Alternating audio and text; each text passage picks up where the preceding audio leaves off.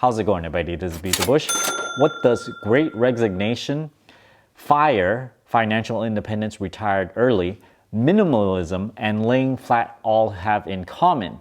To me, they are about one of the same thing, looked at a slightly different angle for each one. Today, I'm going to tie all of these topics together into one cohesive theory. But before I begin, this video is sponsored by the Moo app. Moo. It's a trading app. You can get a few free shares of stock just for signing up and depositing money. Check out my referral link down in the video description below. I quit my engineering job that was making 6 figures. Now, this is not really same as Great Resignation or anything because I was just kind of disgruntled with my work. The feeling of not having enough impact is a common theme, and also not getting paid enough. I think this chart really says a lot just by looking at it. It's a productivity chart over many years compared with compensation. Starting sometime in 1980s, the compensation has not been keeping up with productivity. Where is the productivity coming from? Well, employers might employ automation. Workers might be using different tools that makes them more productive. For example, very apparent is when you go to the grocery store and you're at a checkout stand. Nowadays, they have self-checkout stands. The workers that used to work at a single checkout stand that has a certain volume, now they're standing in front of the self-checkout stand that mans maybe 4 to 8 self-checkout stands. So now they are suddenly probably like 8 times more productive because the volume of people that's moving through, the products that's moving through, it's a lot greater. And yet their pay is not going up. Now this is an interesting trend because this means that if more automation comes, the value that is obtained from robotics doesn't go to the worker anymore. It goes to the corporation, goes to the company that employs the robotics. Later down the line, if more and more automation gets integrated into the workplace, people are not going to automatically get paid more. Now this chart shows from 1950s. The compensation has gone up by 118%, but productivity has gone up by 158%. So there's like a 50% difference here. Depending on where you're looking on the internet, productivity is actually outpaces compensation by 50, sometimes 100, sometimes 200%, depending on how it's calculated. Now, this is a serious issue and can lead to social instability. As we see right now, there's more and more protests going on. The cities are getting more and more dangerous because people, no matter what they do, they can work at 1 job, 2 jobs, or 3 jobs, or whatever, right? They're not making a living wage. Compensation is not keeping up with standard of living. So in effect, what you have is people can slave away their entire life and they will still not be able to afford to buy a house. Personally, I'm born in 1980s, right? So I am about 41 right now, turning 42. My age is actually an advantage for no work whatsoever on my part because I just happened to be born in 1980s, right? So I happen to be able to get in a little bit earlier on the housing market. I just happen to be in the market to buy one because, you know, you go to work for some time, you save up enough, and all of a sudden, right around 2010, it's right when the housing bubble burst, and then I was able to purchase. So this is all pure luck. So if I were to be born, let's say 10 years later, I would be in a very, very different situation because housing already went up. I would be probably part of the laying flat crowd. I would be disenchanted with the work labor force.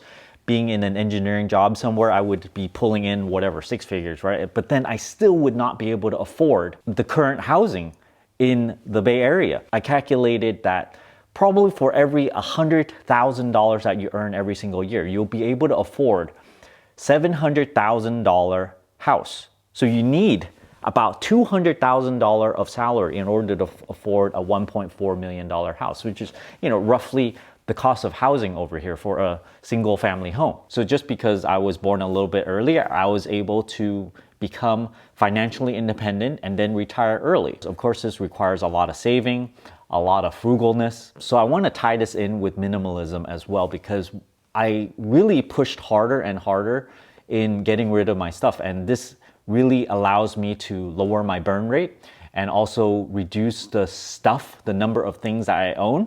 For example, I no longer own a little moped scooter thing, right? And because I don't own it, I sold it, I got, you know, a couple $100, $600, $700. But at the same time, I reduced my burn rate. I no longer have to pay registration. I no longer have to pay insurance on that thing. So minimalism asks me to only own one vehicle that I pay for registration. And this goes across a lot of different things, right? Not owning a bunch of subscriptions. If I have multiple units of the same thing, I get rid of, right? So this is very, very capital efficient. It's easier to save up a lot of money. And this is a direct pathway to FIRE. It all relates. You know, just because I'm in this FIRE situation, I have a place, this is just pure luck, I think. I probably can't afford this same exact place if I were born just 10 years later, which makes it kind of like an unfair advantage for people that are, you know, up in the previous generation. It's like, it's not anyone's fault that you're born a little bit later and all of a sudden you can't afford a house. It's just the way society has structured things. Somehow, the zoning laws are like really, really screwed up and it made the housing supply really low, jacks up the price. All these investors are coming in, jacks up the price. So tying in with the Great Resignation, laying flat, what do you do if it seems hopeless? You can't, no matter how hard you work, you can't afford a place. So this laying flat thing is just about not working at all or working the bare minimum. And you just work every few days and you take whatever amount and you try to survive on that. You know, you got some people just laying on the street. You're just basically homeless or like staying at an internet cafe and you have very, very low desire. Laying flat is really a protest against society as a whole, against companies giving them such meager wages. It's like, okay, you're gonna give me wages that are so low, I'd rather just not do it. I'm not gonna try to buy Nikes or fancy things to wear or like even fancy phones or anything. I just wanted to tie all this together. Depending on when you're born, you might get shoved under the FIRE category if you're lucky.